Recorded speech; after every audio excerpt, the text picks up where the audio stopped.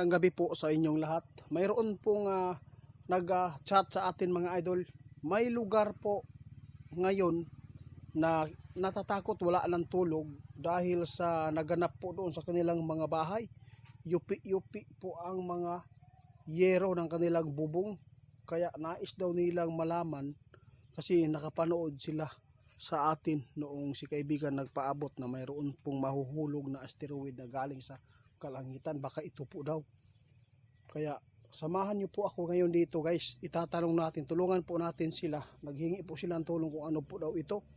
Baka daw mga engkanto na pinagbabato po ang kanilang yero sa taas ng bubong nila bahay.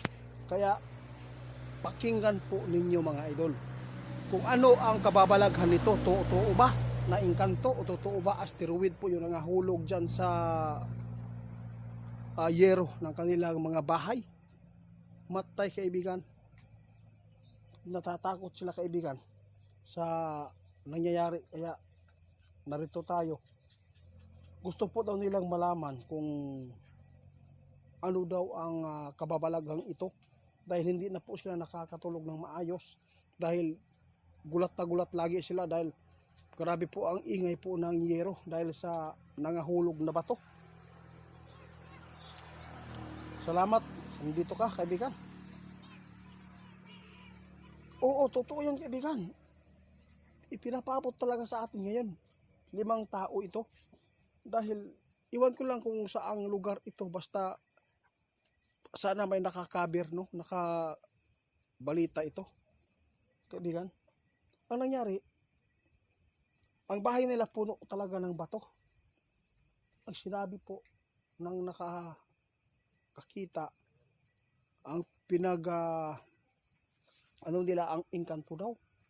Ano po ba katotohanan nito kaibigan? Totoo ba engkanto po ang gumawa nito? Na, yun po ang hirap dito. May mga tao talaga na hindi maganda po ang pag-uugali, no? Nais nilang manggulo. Mga idol, yung nangyayari sa lugar na yan, 7 bahay po yata yun. Punong-puno po ang bato, ang bubong nila, at kung saan ito ay nagulantang din sila. Ang sabi ng ating kaibigan, hindi po daw yan engkanto yung nagpaabot sa atin, na hindi po engkanto. Hindi po engkanto ang gumawa po doon sa bahay ninyo. Pero kaibigan, ano po ito? Totoo ba yung hula ninyo? Baka ito po yung asteroid na hindi po natutunaw. Ang bato na papunta dito sa Earth, yun po ang bumagsak doon sa kanila.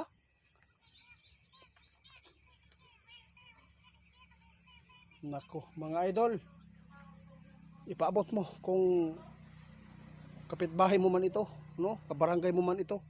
Ang gumawa po daw doon ay tao. May nagagalit po at mayroon pong nanggugulo sa inyong lugar mga idol. Yun po ang tandaan ninyo, hindi engkanto at hindi po asteroid, at tao ang gumawa.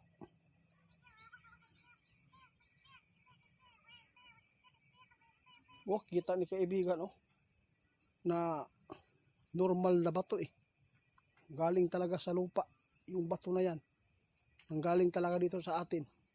Iba po ang mga kababalagan na bato kung yun po ang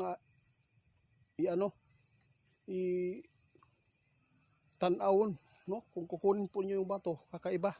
Guys, magpa-plug muna ako sa pic account.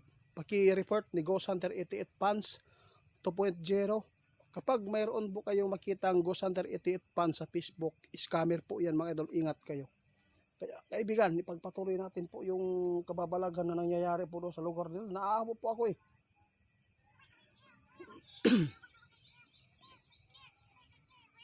Yan, hindi yan makakagawa po ng mga elemento ng ganyan mga idol na mambabato sa bahay. Yun po ang totoo.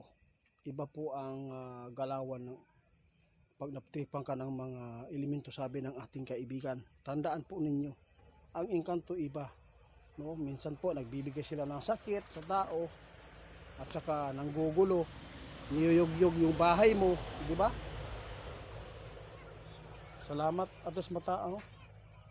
Guys, tao po ang gumawa po doon, ma'am. dapat po ninyong bantayan.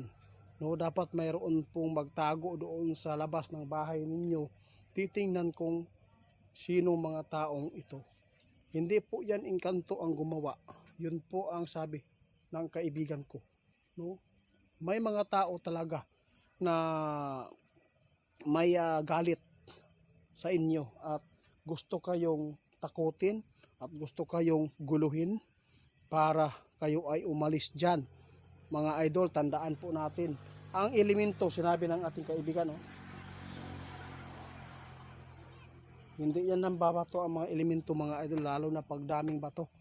Ang ginawa ng elemento kapag daanan nila, niyuyugyug yung bahay mo lagi-lagi, gabi-gabi. Yun po, kaya tandaan natin mga idol, may tao nagalit sa inyo. Mga idol, salamat sa mga nag-suporta sa amin. Paki-report ni Ghost Hunter 88 Fans 2.0. Maraming salamat. Mga idol, mag-ingat po tayo. No? Kung ano man po ang mangyayari sa mundo, huwag tayo makalimot, manalangin. Ingat tayo sa mga tao ngayon, mga idol. Dahil may mga tao talaga na ano na talaga sa demonyo, nakokontrol na po ang utak. Ingat, dahil napakarami na po inosente na nawala dito sa mundo, na walang kalaban-laban, na pinatay dahil sa bisyo na adik at lasinggero. Ingat kayo ha.